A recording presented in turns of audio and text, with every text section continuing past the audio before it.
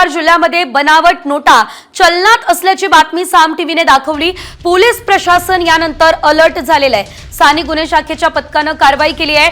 1,80,000 रुपयांच्या बनावट नोटा जप्त केल्या आहेत। 1 लाख नोटांच्या बदल्यामध्ये 6 लाखांचे बनावट नोटा देण्याचं आमिष दाखवण्यात आलं। लुटणाऱ्यांच्या पोलिसांनी मुसक्या आवळलेल्या आहेत। एकंदरीत बनावट नोटा देऊन लुटण्याच्या प्रयत्नात आलेल्या 2 जणांना पोलिसांनी बेड्या सुद्धा ठोकलेल्या दिसतायत। सामचा दणका आपल्याला बघायला मिळालेला आहे आणि त्यावर प्रशासनानं कारवाई केली आहे।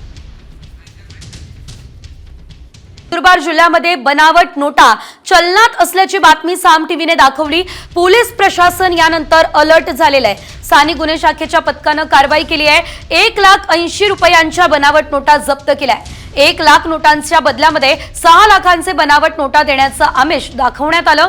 लुटणाऱ्यांच्या पोलिसांनी मुसक्या आवळलेल्या आहेत। एकंदरीत बनावट नोटा देऊन लुटण्याच्या प्रयत्नात आलेल्या 2 जणांना पोलिसांनी बेड्या सुद्धा ठोकलेल्या दिसतायत।